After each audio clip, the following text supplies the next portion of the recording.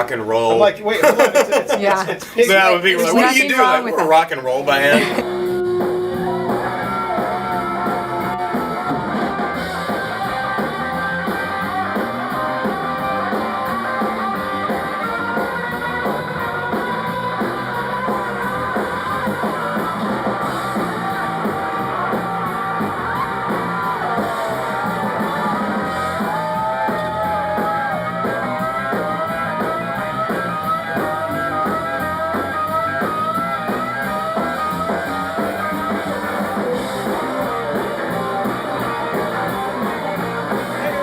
My name is Chris Parks. I'm here with Matt and Nikki Hill. Nikki and Matt Hill. I don't know how that works. How do you guys work that out? It doesn't matter. It doesn't matter. It's pretty open. Whatever flows. You can say Nikki and Matt. You can say Nikki and Matt. Nikki and Matt. I like it, but geez, there's so many questions I'd like to ask, but I've already asked them while we were having lunch, so it's too late. That's okay.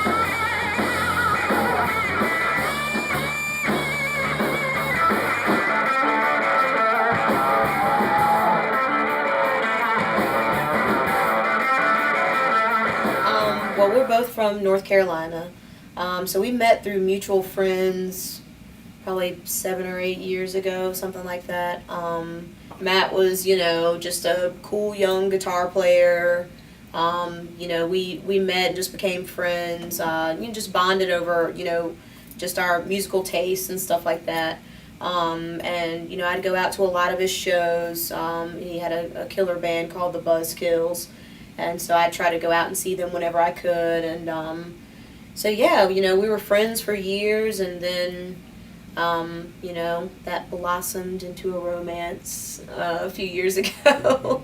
And then we got married, and here we are now. Yeah, I feel like I first met you guys right after it seemed like it was right after you got married, or relatively soon thereafter. Yeah, we got married in 2011, March. So we, we're still on kind of flying high on our newlywed phase right now, but driving around in Connie Big Connie, the caravan, yeah, or I guess not caravan, a Econoline. Yeah, we've upgraded from the caravan. Yeah, that was one of the fun things, and I probably have pictures I can show of it. In fact, here I can do this, and it'll appear like magic on the screen later. Yeah. But I can say you had this minivan that you barely could kind of fit everything in. Oh yeah, you witnessed the ultimate test game. I think you saw us. I think you saw us pack it one time. In the parking lot. That's right. And so I have these great shots of basically fitting everything in there, and it was really impressive, because it's this tiny little caravan. It was everything you really needed to tour. Yeah. And so I was, I have to say, fairly impressed. And then they came up today, and there's a Connie, the massive freight transport van. I'm like, wow, you guys have upgraded. I get inside, it's got limousine lights. It was. It's our home on wheels.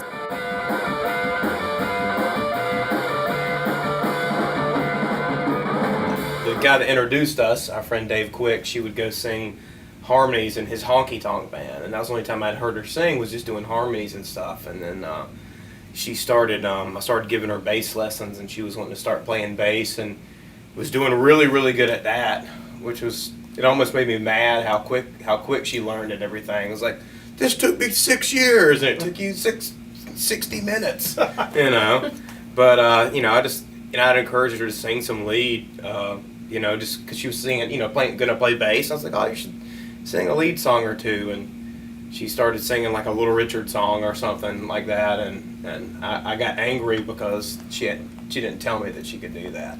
I was like, why didn't you tell me this? I would have been messing around with my career for the last couple of years if I'd have known you could do this.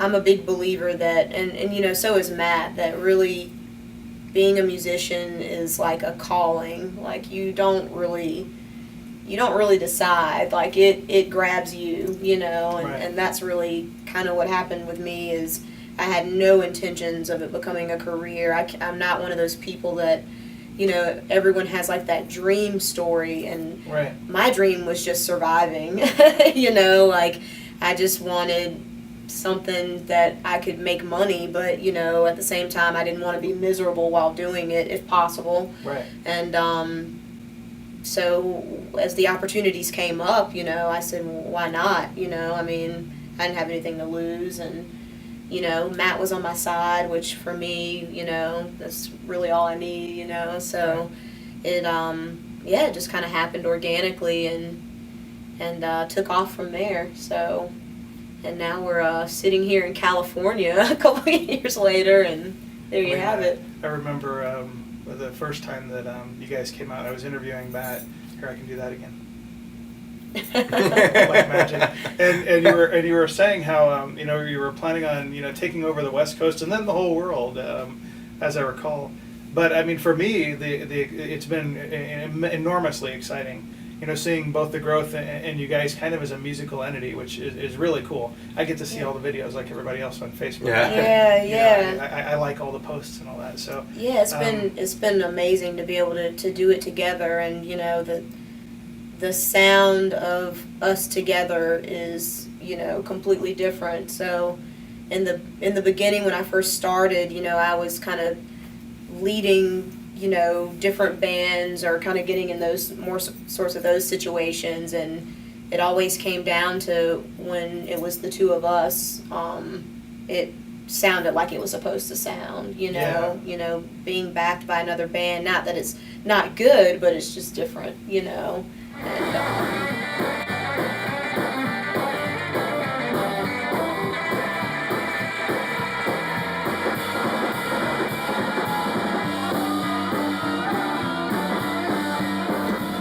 every time I went to Europe, I used my Micro Pro head, and in the States, using the Micro Pro 8, and that's what I've been doing for like a year and a half now, over a year and a half, and I have zero complaints. We'll have to send you the mileage when it's all added up for sure. Tone and reliability would be the two top things for me, and it always works.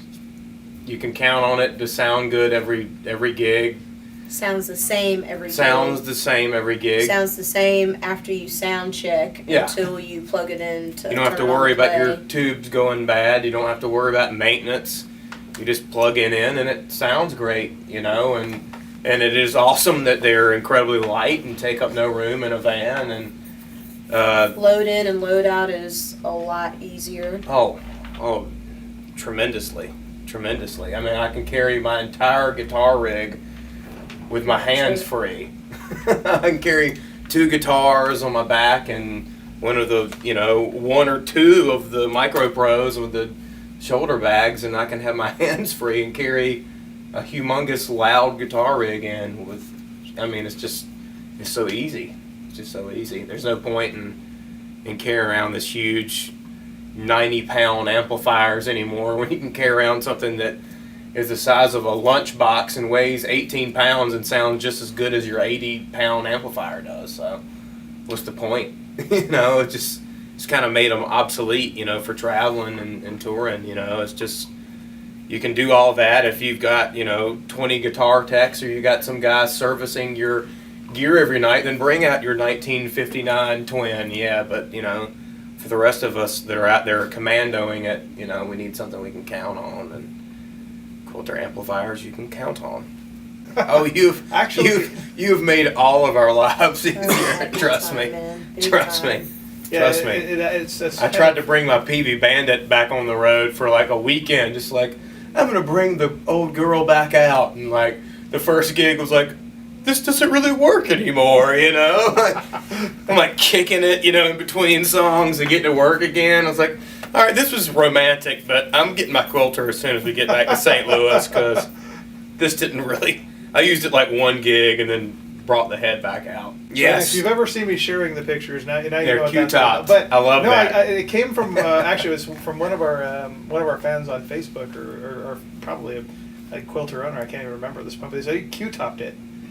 When I shared a picture of you doing that. That's awesome. But you've kind of become you've become the poster child, if you will. Is that right? The poster child of Q-topping? Yeah. Oh man, well, we've done this year we've done something like 20-some festivals, 25, 26 festivals, and they'll have these backline amps, and you just never can, even if it is a model that you like, it could be a bad one, and you just never know. So I just always just take the Quilter head and put it on top of a Twin or a Hot Rod DeVille or a Hot Rod Deluxe and unplug the speakers and plug it into the Micro Pro.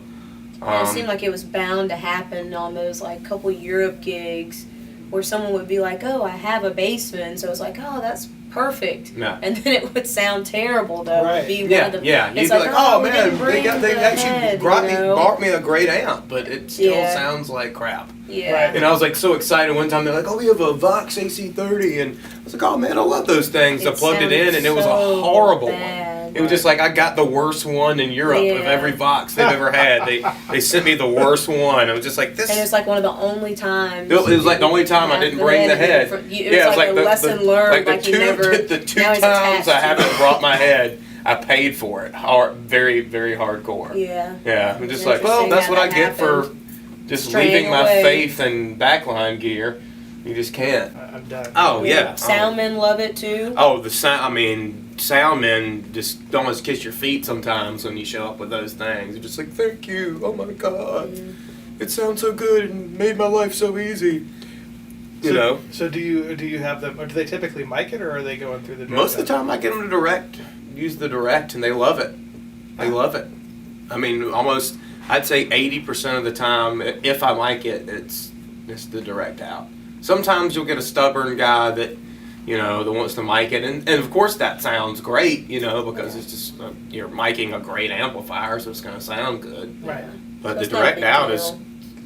it sounds great. It's nice and clean and really clean signal, and I mean that of all the sound people we've dealt with, that blows them away more than anything about the amp. They're like, oh, I mean, of course it sounded great, but that direct out, like, holy God, that they can't accept it, that it sounds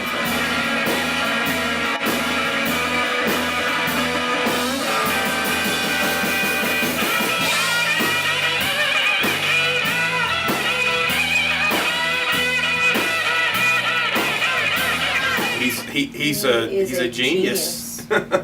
he's the mad scientist of guitar amplifiers. Yeah. He is, Yeah, I mean, true. he did this. What more can you say? Even just the Micro Pro alone, we're like, man, this guy's like, Yeah. know. Right. And now it just That's a whole nother. keeps His happening. brain works on a whole nother level. I can't. put I'd say together. evil genius, but he's a nice guy.